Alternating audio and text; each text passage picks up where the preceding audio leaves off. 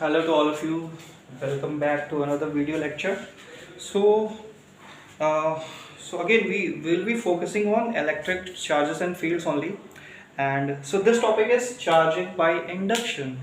Now, what is charging by induction? First of all, it means that if suppose there are two, suppose metal spheres which are initially in contact, you can see they are initially in contact, isn't it? So what happens is that through an external source of charge, like you can see over here, there is a positive charge source. Now these are positive charges, okay? So there is a positive charge source. So through that we can induce a permanent nature of charge on the same two metal spheres. Now you can see that in the final step there is a negative charge which has been induced permanently. Until unless you don't do any further modifications, this charge will remain on the surface of this metal sphere A, isn't it? And there is a permanent nature of positive charge on the metal sphere B. So we have charged both the spheres, and there is an insulator that will ensure that actually there is no leakage of charge. So everything is happening by induction process. Let's just understand what is induction. So suppose initially we have taken two metal spheres, okay, we have made them in contact with each other and they have been insulated, like this is an insulator, okay. Why we have insulated it? So that if suppose later on there is a accumulation of charge, so no leakage is possible, like due to earthing or any other phenomena, we just want to stop the leakage of charge. That's why we have just connected the metal spheres with an insulator. These two insulators are there, alright. Now, so in the first step, both the spheres are simply in contact. Now what's happening is that in the second step you can see, now the moment we have brought a charged rod, suppose this is a charged rod, it may be a glass rod. Now it is having positive nature of charge, so it may be a glass rod or any other substance which can accumulate positive charge on its surface, isn't it? So suppose we have brought this rod close enough to this metal sphere A so that it is able to attract the electrons towards itself. Now what's happening is, when we are bringing this rod close to this sphere A, so some of the electrons at this end, some of the free electrons at this end will move towards sphere A. Since they are in contact, so it will pass and it will come over here, okay.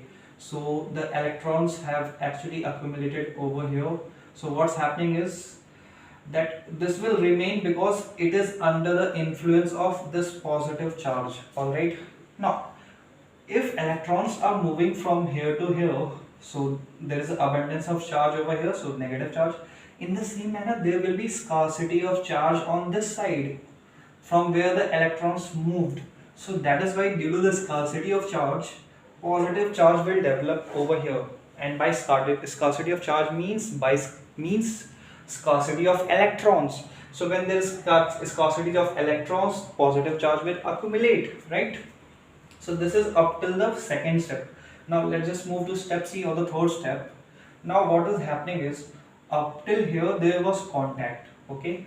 Now we have slightly removed, we have slightly separated both the spheres so that there is no contact, but still the point is that this glass rod is present over here, so it will attract the electrons, so that's why the electrons will remain on this side.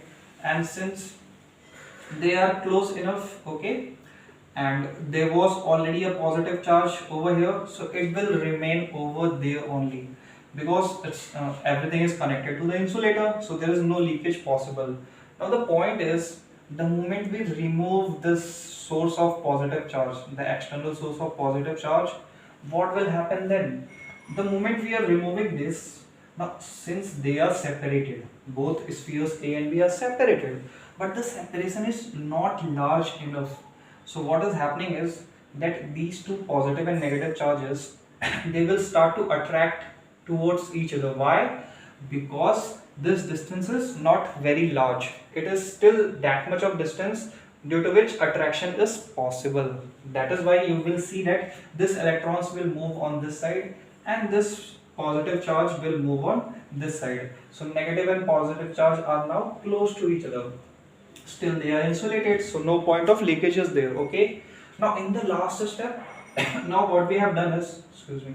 Now what we have done is that we have removed them by a significant distance in such a manner, like we have removed them to such a distance apart, such that now there is no possibility of attraction. Why? Because this distance is large or significant. Up till here there was attraction because the distance was not that much.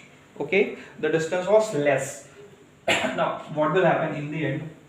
So when both the spheres, when the charges on both the spheres no longer have the capacity to attract each other, so they will simply just redistribute over the surface. They will just uniformly get redistributed on the entire surface. So you can see there is a uniform distribution of both the charges.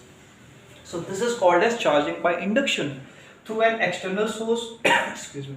Through an external source of charge, we induced permanent nature of charge on both the metal spheres, and this charge will remain until and unless it is insulated or there is no further modification. So you can see there is a permanent nature of charge induction. Okay, I hope you liked the video and you understood it. Thank you.